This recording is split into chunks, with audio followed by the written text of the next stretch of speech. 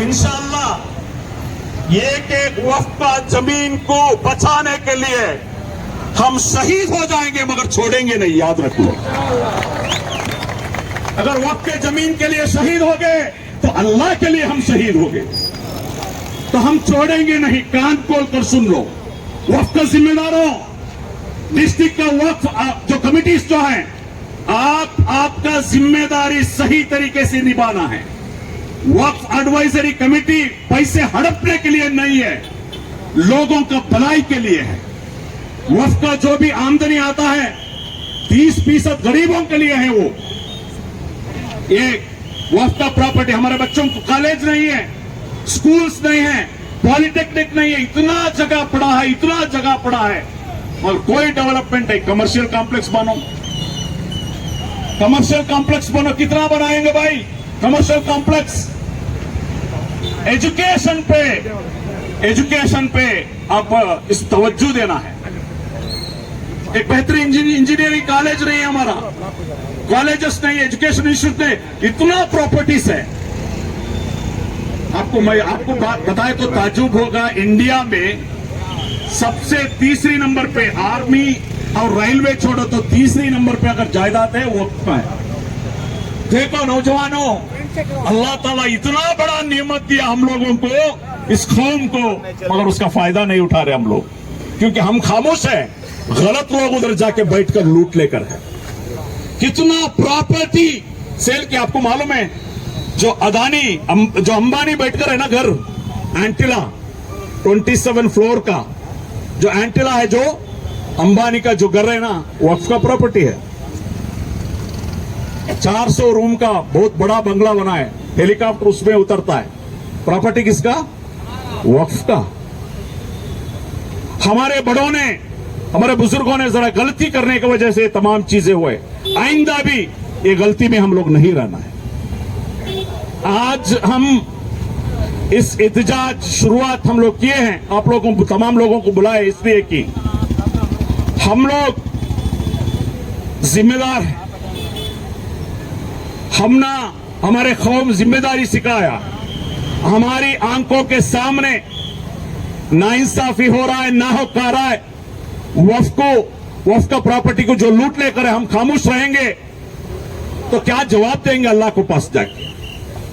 तो इसलिए हम 100% हम लोग नहीं छोड़ेंगे।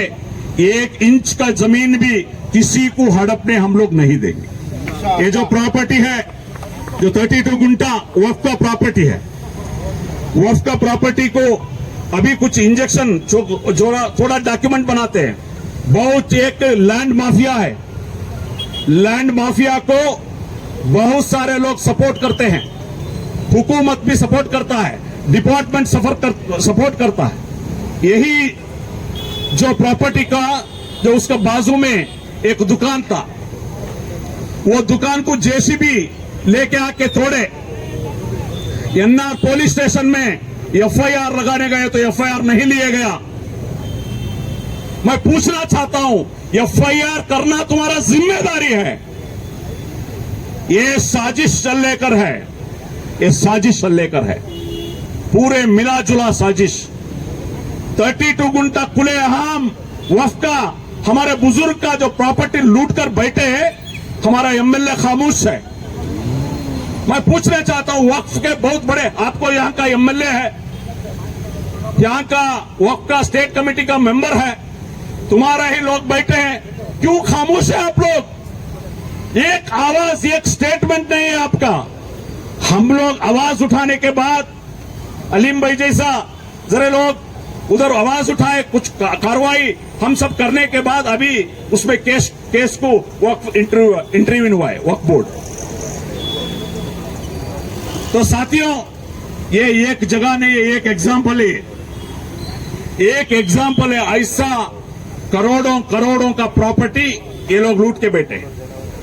तो ये तो हम अवेयर होना है, किसी हालत से हम लोग छोटा। देखिए, अवाम से बड़ी ताकत दूसरा कोई नहीं है, याद रख लो। सबसे बड़ी ताकत क्या है? अवाम है, पब्लिक है। इससे बड़ा ताकत कोई भी नहीं है। जो आज हुकूमत आए तो हमारे वोटों के बुनियाद पे आया। तो इंशाल्लाह मैं ज्यादा वक्त नहीं लेते हुए, हम लोग अवेयर रहना है, रेडी रहना है। कभी भी कहीं भी एक वक्फ का प्रॉपर्टी का ऊपर बुरा नजर आया तो फौरन हम लोग जाना है। तो ये कोर्ट में इंजेक्शन रहने के वजह से हम लोग चुप हैं, नहीं तो मैं खुद आके कंपाउंड तोड़ के मैं फेंकता हूं। कोर्ट को इज्जत देने का वजह से मैं चुप हूं। एमएलए चुप रहेगा, दूसरे कुछ चुप रहेंगे, मगर एसडीपी चुप न रहने वाला नहीं है। हमारे बुजुर्गों को प्रॉपर्टी ऐसा हड़पने के लिए हम लोग नहीं देंगे। जो भी जिम्मेदार, मैं बहुत इज्जत के साथ कहता हूं, जो भी लोग इस प्रॉपर्टी, वक्फा प्रॉपर्टी, हमारे बुजुर्ग सैयद अलाउद्दीन शाह कादरी मकान की इस प्रॉपर्टी को हड़प के बैठे हैं, कंपाउंड निकालो, कंपाउंड निकालो। अल्लाह के वास्ते, अल्लाह के वलियों के वास्ते आप इसको वक्फ का हवाला कर दो, नहीं तो आपका खानदान बर्बाद हो जाएगा। ना दुनिया रहेगा ना आखिरत रहेगा आपको, ना दुनिया रहेगा ना आखिरत रहेगा, आपको बर्बाद हो जाएगा आपका काम। अल्लाह के बुजुर्गों के अगर पैसा खाया, हड़प लिए, बर्बाद हो जाएंगे, याद रख लो।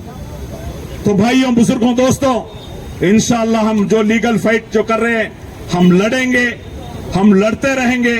जो भी नाइंसाफी के खिलाफ हम लोग लड़ते रहेंगे। जो वक्फ अमेंडमेंट का बिल बारे में already social democratic party of India जो ज्वाइंट पार्लियामेंट्री कमेटी जो बनाकर है 31 लोगों का, उन लोगों को मिलने का और हमारा जो ऑब्जेक्शन ऑलरेडी रेडी है, वो ऑब्जेक्शन फाइल करने का भी हम लोग डिसाइड किए। उसके बाद जितने भी पॉलिटिकल पार्टी हैं इंडिया में, उसका जो भी जिम्मेदारों को मिलने का हम लोग, अभी वाईएसआर रेड्डी को हम लोग मिले और ये वक्फ बिल को सपोर्ट नहीं करना है बोलकर बहुत सारे तंजीमें, एसडीपी सब मिलकर करे।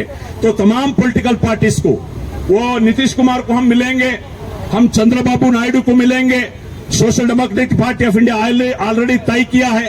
तमाम जो भी जमातें के साथ हम लोग मिलके एक मांग करेंगे, किसी हालत में ये जो बिल जो है ये पास नहीं होना चाहिए।